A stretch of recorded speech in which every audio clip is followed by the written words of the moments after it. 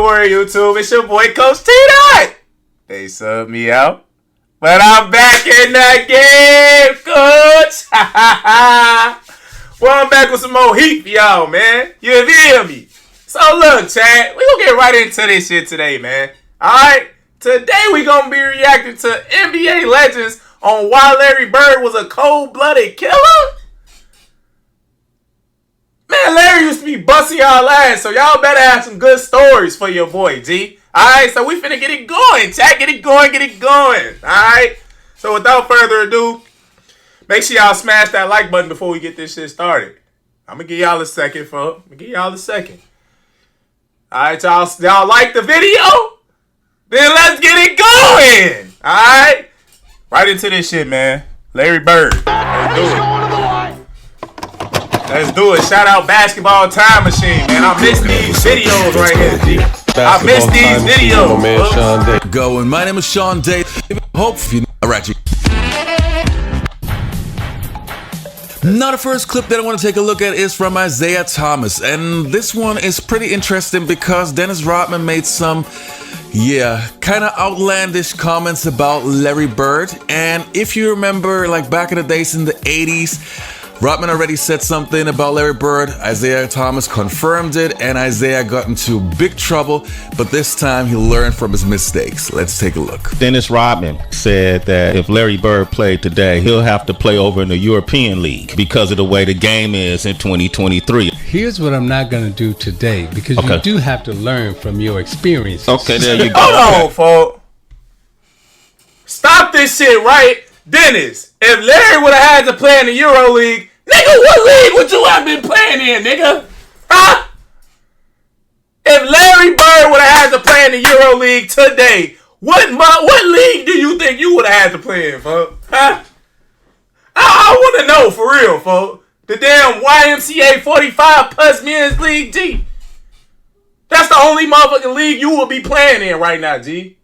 What is you talking about, G?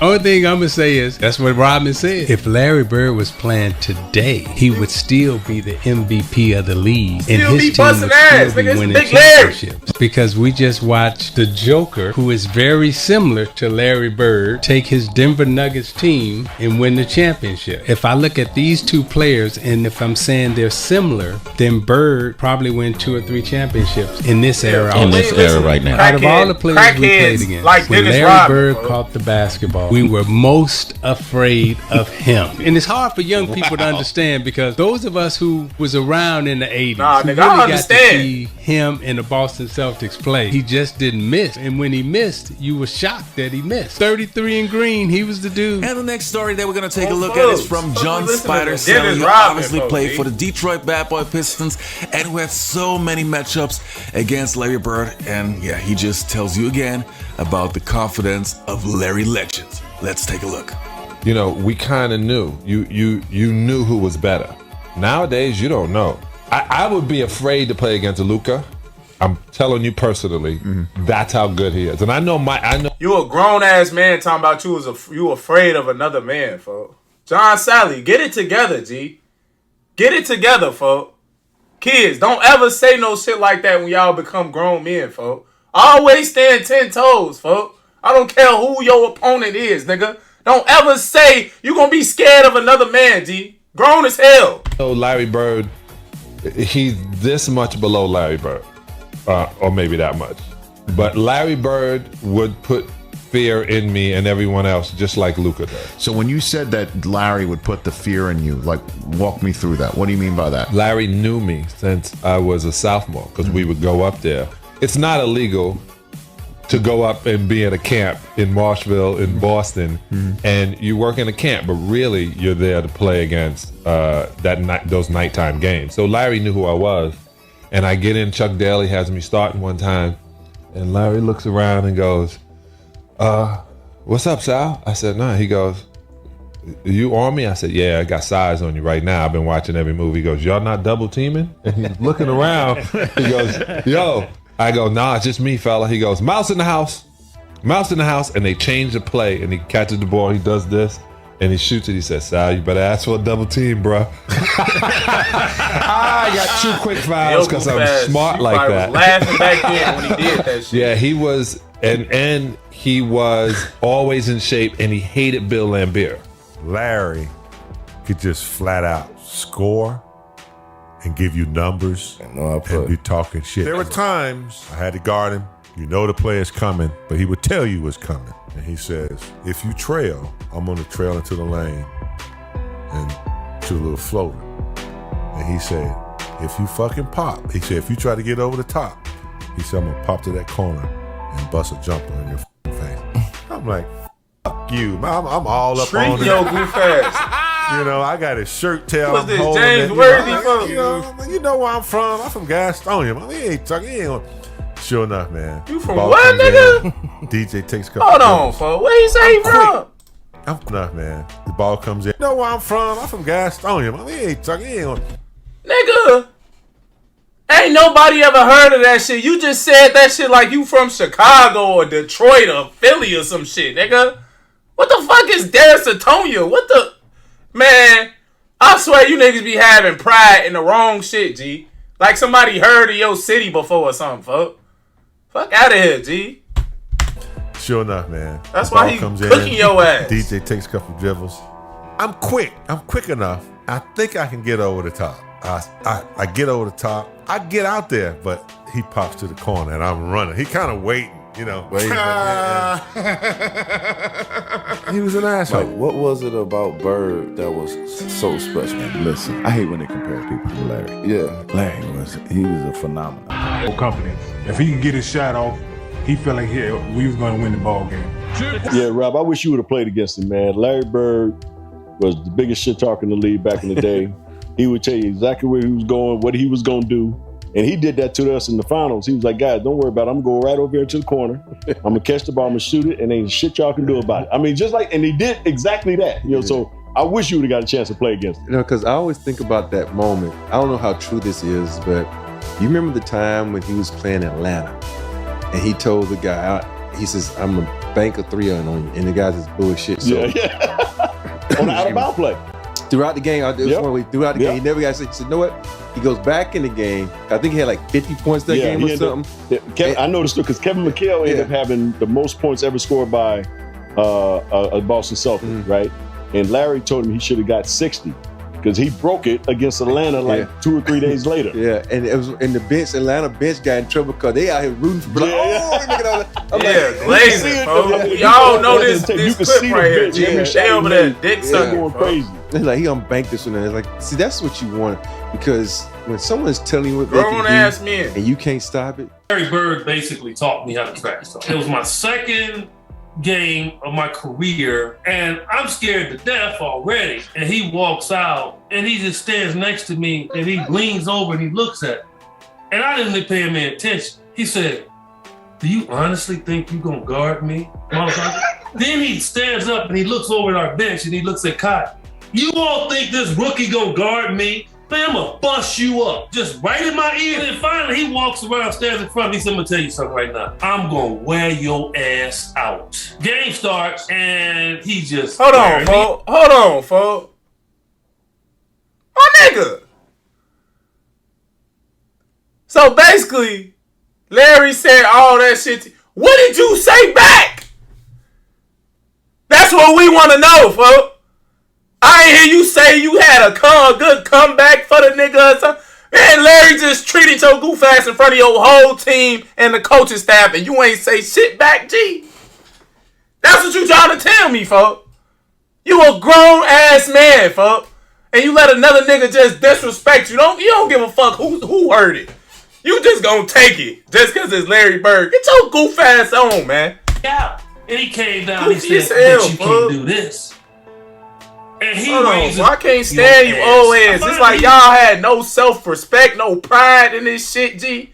Like, this is basketball for crying out loud, folks. Have some pride. Fuck. Walks around, stands in front of me. He said, I'm gonna tell you something right now. I'm gonna wear your ass out. Game starts and he's just wearing me out. And he came down, he said, I bet you can't do this.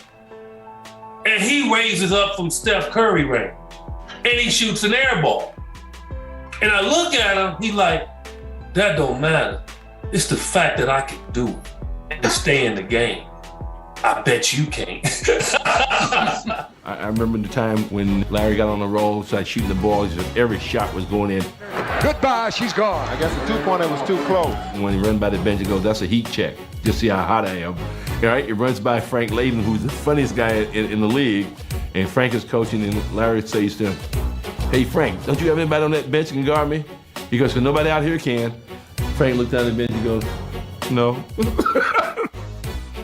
Athletic now, but his ability to shoot the ball, depending upon the team he's on, like he can get anywhere he wants to be and shoot over smaller players, and he was one of the most crafty players the game has ever seen. So I think his game translates to any time period. Larry Bird talked a lot of shit.